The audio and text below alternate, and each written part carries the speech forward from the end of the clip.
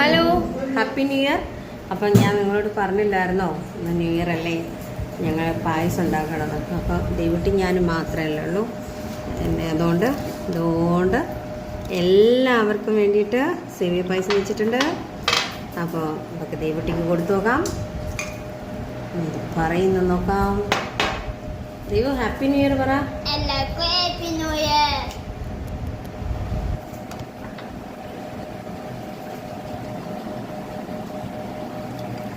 അപ്പം എല്ലാവർക്കും വേണ്ടിയിട്ട് ദൈവൂട്ടി ഞാനും കൂടെ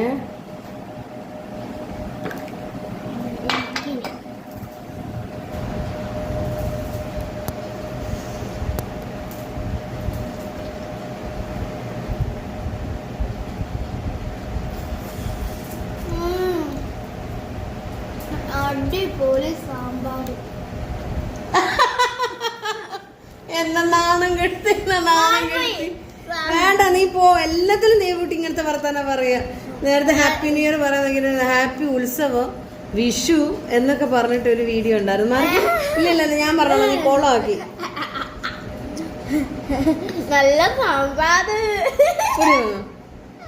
നല്ല പായസാട്ടോ. നിങ്ങൾ എന്നെ നാണം കെടുത്തി നോക്കിക്കോ.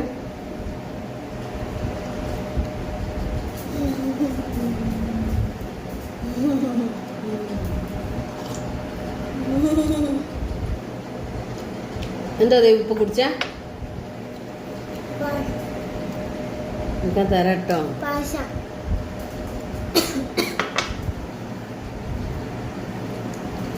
ഞങ്ങൾക്ക് എല്ലാവർക്കും വേണ്ടിയിട്ട് ഞാൻ ദൈവൂട്ടി പായസം കുടിച്ചിട്ടുണ്ട്.